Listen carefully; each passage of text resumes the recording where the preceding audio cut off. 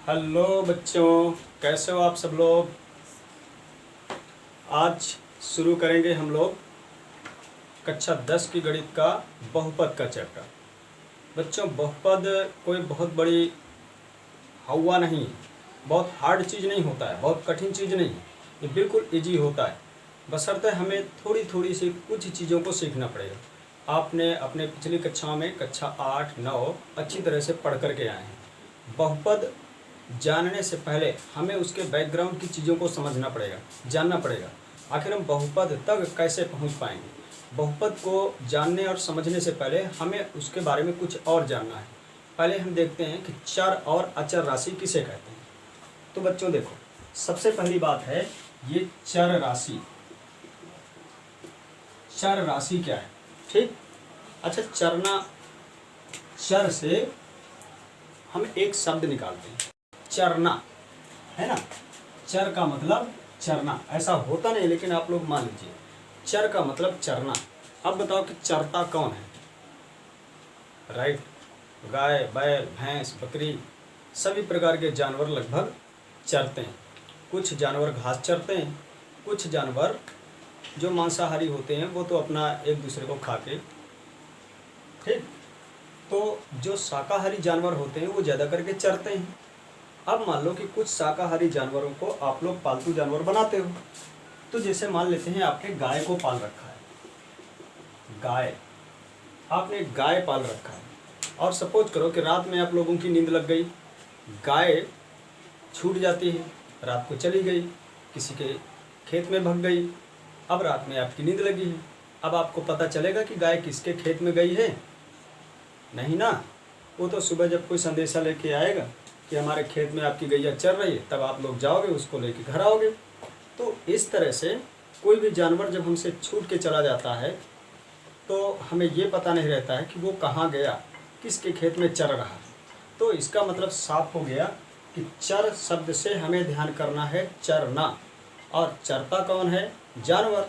और जानवर जब छूटता है तो अपनी भूख मिटाने के लिए वो किसी के खेत में भी जा सकता है। उसको मतलब नहीं है कि ये खेत में फसल है, चारा है, या फिर कोई क्या है, उनको कोई लेना देना नहीं।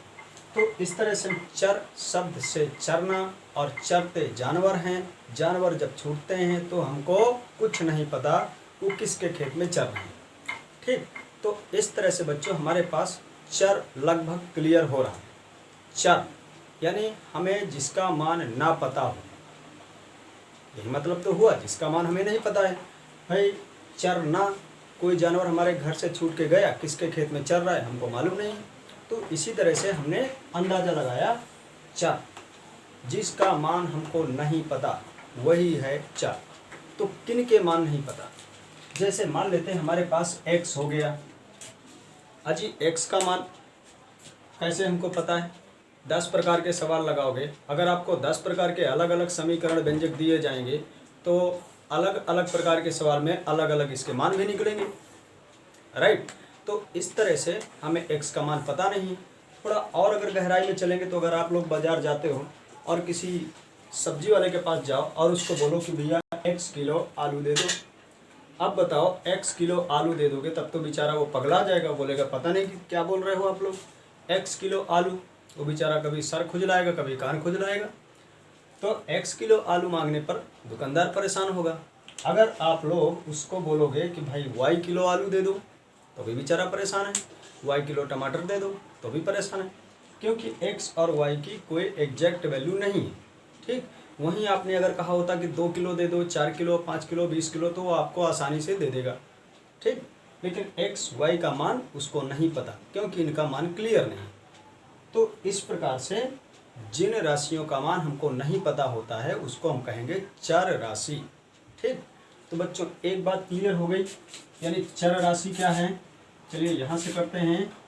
चर राशि जिन राशियों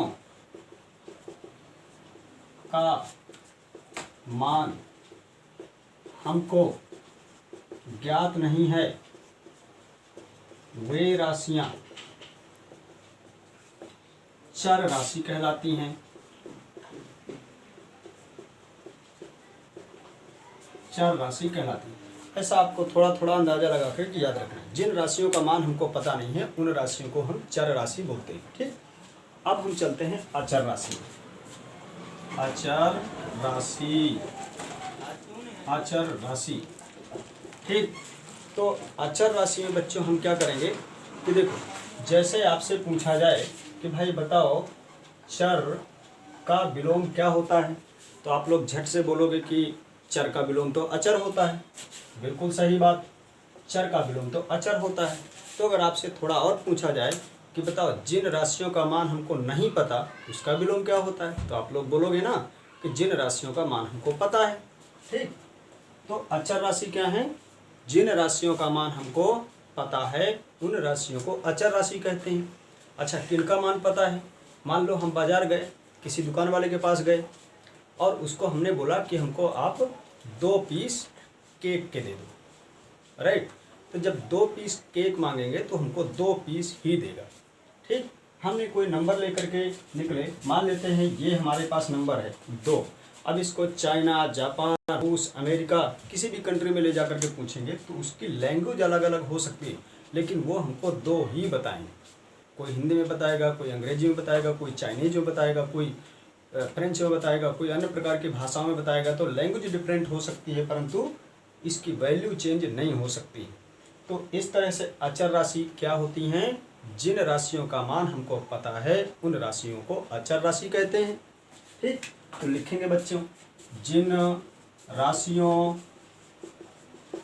का मान हमें ज्ञात है उन्हें अचर राशि कहते हैं। ठीक, तो जिन राशियों का मान हमको ऑलरेडी पता है वही राशि अचर राशि होती है। अब बच्चों हमारे पास चर और अचर 2 चीज़ तो क्लियर हो गई। अब हमको देखना है थोड़ी सी कुछ पुरानी बातें। जैसे हमने पढ़ा था वास्तविक संख्या, पहले चैप्टर में आपने अच्छी तरह से पढ़ा था। अब वास्तविक संख्या के अंदर में क्या क्या आ जाता है कि पहले हमने देखा था कि इसमें परिमेय भी आ जाता है और इसी में अपरिमेय भी आ जाता है और इसी में प्राकृतिक संख्या भी आ जाती हैं और इसी के अंदर में पूर्ण संख्या भी आ जाती हैं और इसी के अंदर में पूर्णांक संख्या भी आ जाती है। ठीक, तो हमारे पास 1 2 3 4 5 5 प्रकार की संख्या आती हैं वास्तविक संख्या में। ठीक, या फिर हम ये कहें कि इस पूरे 5 प्रकार की संख्याओं के सेट को ही वास्तविक संख्याएं कहते हैं। ठीक, तो बच्चों आप लोग वास्तविक संख्या जानते होंगे अच्छी तरह से, परिमेय, अपरिमेय, प्राकृतिक, पूर्ण और पूर्णांक संख्या, सभी प्रकार की संख्याओं को अच्छी तरह से जानते हैं। कुछ एक और टर्म हम लोग देखते हैं, ऋणेतर, ऋणेतर पूर्णांक। बच्चों ऋणेतर पूर्णांक का मतलब क्या है? ये ऋणेतर, अगर हम इसको थोड़ा तोड़ते हैं, ऋणेतर यानी ऋण से इतर। अब ऋण से इतर यानी ऋण से दूर, ऋण से बाहर। जो ऋण से बाहर है संख्या वो क्या है? प्लस की संख्या है। तो ऋणोत्तर का मतलब कुछ होता नहीं है, बस धनात्मक संख्या है ना। हमारे पास वास्तविक संख्या का एक अंग पूर्णांक होता है। पूर्णांक की जो धनात्मक संख्या होती है उन्हीं को हम ऋणोत्तर संख्या कह देते हैं। ठीक, तो इस तरह से बच्चों हमने चर राशि, अचर राशि, वास्तविक संख्या और ऋणोत्तर पूर्णांक सीखा। अब हम चलते हैं आगे, थोड़ा और आगे बहुपद की तरफ मुड़ते हैं। बहुपद हम किस तरह से बनाएंगे? ठीक, तो अब हम लोग देखते हैं बच्चों बहुपद। बहुपद,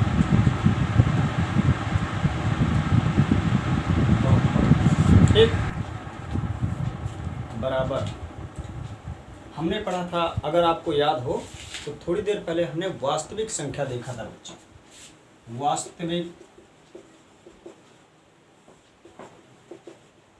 वास्तविक संख्या। ठीक, इसके पहले आपने सीखा था चर और अचर राशि।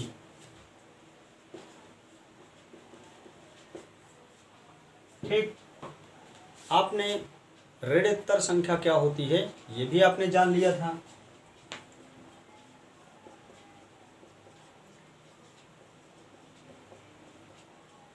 बस कुछ नहीं है, सब मोह माया है। आपका बहुपद बन गया। बहुपद के लिए बच्चों हमको क्या चाहिए? वास्तविक संख्या चाहिए। वो भी कहाँ चाहिए? चर राशि के गुणांक में। दुनिया की कोई भी वास्तविक संख्या चर राशि का गुणांक अगर है और उसके पावर में कोई ऋणोत्तर संख्या लगी हुई है, वही हमारा बहुपद है। बस कहानी खत्म। चलिए हम कोई चर राशि लेते हैं, जैसे मान लेते हैं हमने y लिया, ठीक। हम कोई वास्तविक संख्या लेते हैं, मान लेते हैं कि हमने √2 ले लिया। हम कोई ऋणोत्तर पूर्णांक लेते हैं, मान लो हमने 6 ले लिया। ऋण की संख्या नहीं होना चाहिए, कोई भी धन की संख्या आप ले लो। देखिए बन गया बहुपद। चलिए कोई और लेते हैं। देखिए हमने कोई चर राशि लिया, उसके पहले वास्तविक संख्या गुणांक में चलिए 6 ले लिया और इसकी पावर में ऋणात्मक संख्या ऋणोत्तर संख्या 5 ले लिया। बन गया हमारा बहुपद। इसी तरह से हमने चर राशि y ले लिया और इसके गुणांक में मान लेते हैं कुछ नहीं। अगर कुछ नहीं है तो आपको समझना है बच्चों कि 1 है। पावर में कुछ नहीं है तो ये समझना है कि पावर में भी 1 है। तो इस तरह से अगर x y ये संख्या हमारे पास आई हैं तो भी हम इसको कहेंगे कि ये भी पूर्णांक हैं। इसी तरह से किसी भी संख्या के पावर में अगर 0 होता है उसका वैल्यू 1 होता है। बच्चों ये इम्पोर्टेंट सूत्र है, इसको ध्यान में रखना है। किसी भी संख्या के पावर में अगर 0 है तो उसका वैल्यू 1 होता है। तो अगर हमसे पूछा गया कि बताइए 0 बहुपद है कि नहीं, तो चलिए अब हम इसको चेक करते हैं, ये 0 बहुपद हो सकता है या नहीं। बच्चों अगर हमारे पास 0 है तो 0 को हमने देखा था कि ये वास्तविक संख्या में आता है और इसका गुणा हमने 1 से कराया और इसकी पावर में हमने 0 रखा। तो हमने अभी अभी देखा था कि अगर किसी भी नंबर के पावर में 0 है तो उसका वैल्यू 1 होता है, मतलब इसका वैल्यू तो 1 है और गुणा 0 से है। तो बच्चों आप लोग कह सकते हो कि 1 × 0 = 0, यानी 0 भी क्या है? एक बहुपद संख्या ही है, ठीक। तो इस तरह से मान लेते हैं कि आपको यहाँ 6y की पावर 2 दिया गया, 6x की पावर 1 दे दिया, या 6x की पावर 7 दिया गया, 6x की पावर 500 दिया गया, 18x की पावर 26 दिया गया। तो ये सभी प्रकार के बच्चों बहुपद हैं। अब हम देखते हैं कि बहुपदों के कुछ प्रकार। तो सबसे पहले हम बहुपद पे चलते हैं घात के आधार पर। घात के आधार पर बहुपद कितने प्रकार के होते हैं? तो घात के आधार पर बच्चों 3 प्रकार के बहुपद हैं।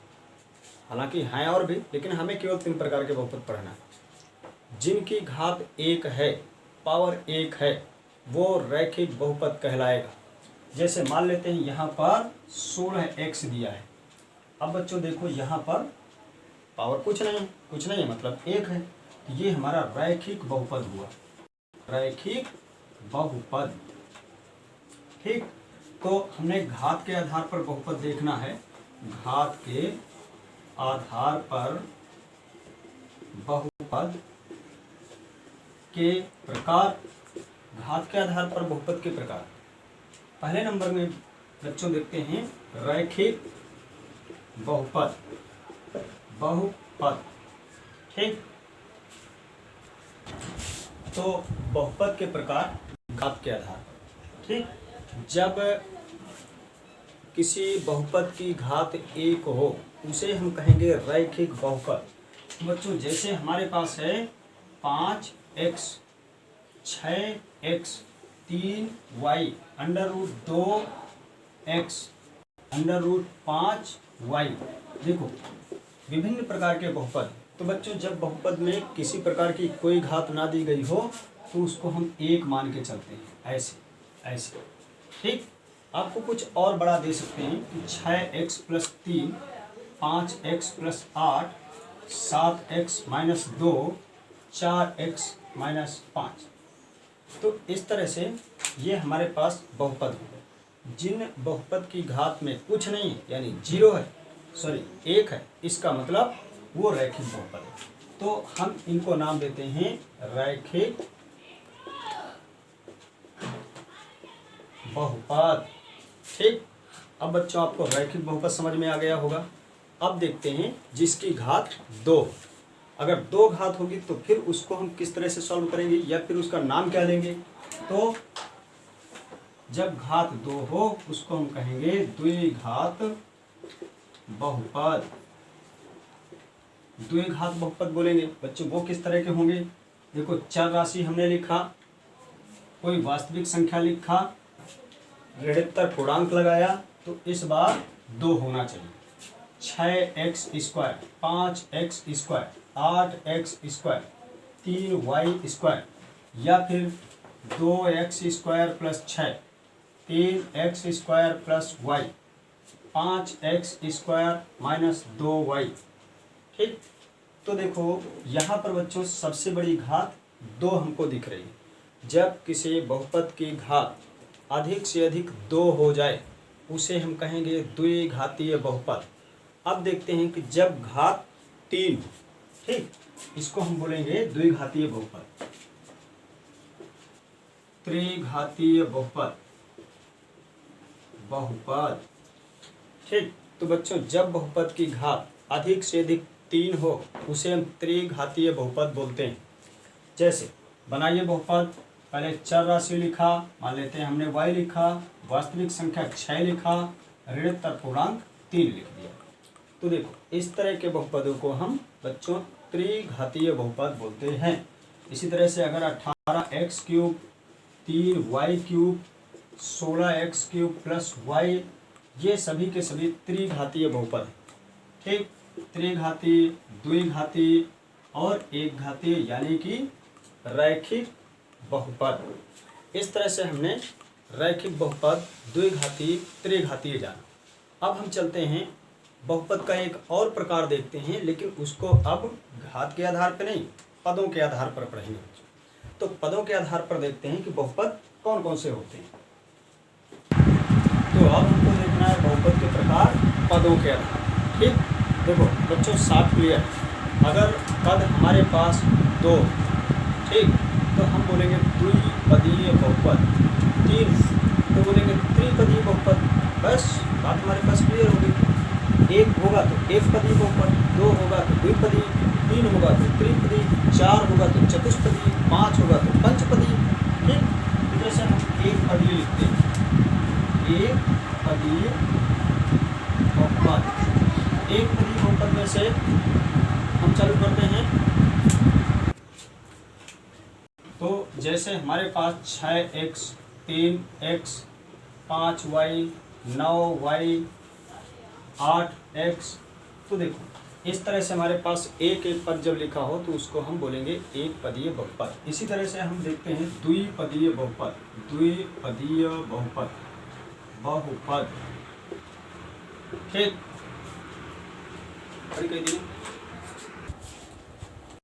सॉरी बच्चों, आपको वीडियो बार बार कट करना पड़ रहा है क्योंकि बाहर थोड़ा प्रेशर गाड़ी जा रही है, इसलिए आवाज़ ज़्यादा अंदर आ रही है। चलिए अब हम शुरू करते हैं द्विपदीय बहुपद। तो बच्चों द्विपदीय बहुपद किसको कहेंगे, जिस बहुपद में 2 पद लिखे हैं। ठीक, जैसे यहाँ पर 8x + 6 हैं, 3x - 2, 12x + y।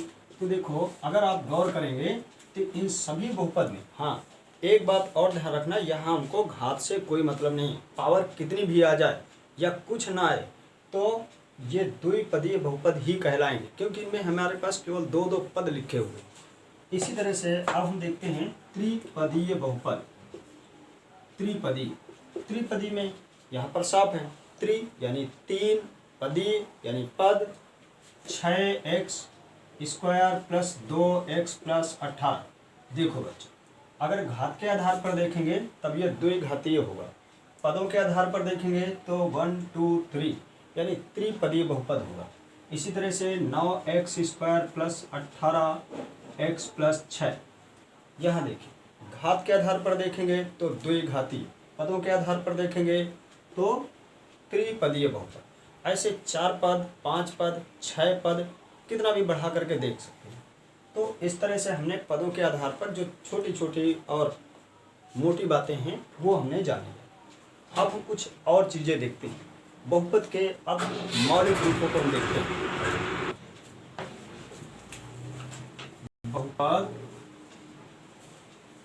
के मौलिक रूप। ठीक बच्चों, हमने पहले देखा था रैखिक बहुपद। ठीक, तो जो रैखिक बहुपद होगा उसका मौलिक रूप क्या हो। हमने रैखिक बहुपद में देखा था जिसकी पावर ज़्यादा से ज़्यादा एक हो वही रैखिक बहुपद है। तो सबसे पहले हमने पढ़ा था रैखिक बहुपद। ठीक, अब बच्चों रैखिक बहुपद का मौलिक रूप ax प्लस b, ये हमारे पास इसका मौलिक रूप है। अब यहाँ से हमको आगे सॉल्व करेंगे तो x की वैल्यू निकालना पड़ेगा। कुछ करना नहीं होता है, आप यहाँ पर देखिए, अगर ax प्लस b इसके बराबर में अगर हम 0 रखेंगे तो आप एक एक संख्याओं को उस तरफ पक्षांतर करते चलिए। पहले b को उठा करके इस तरफ रखो। तो बच्चों ये ध्यान रखना, अगर प्लस की संख्या आप इस तरफ ले जा रहे हो तो माइनस में बदल जाती है, माइनस की संख्या अगर इस तरफ ले जा रहे हो तो प्लस में बदलता है, गुणा की संख्या इस तरफ ले जा रहे हो तो भाग में बदलता है, भाग की संख्या ले जा रहे हो तो गुणा में बदलता है।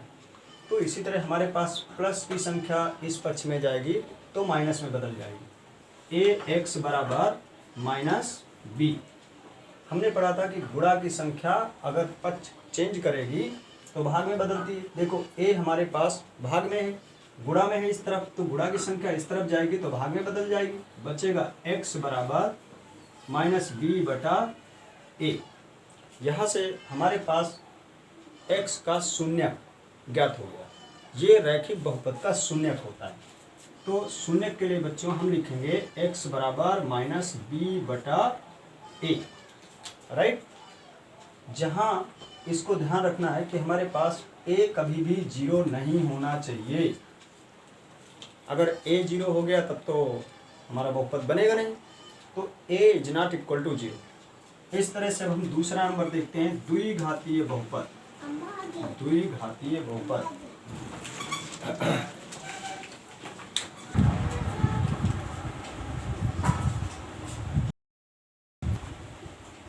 बहुपद।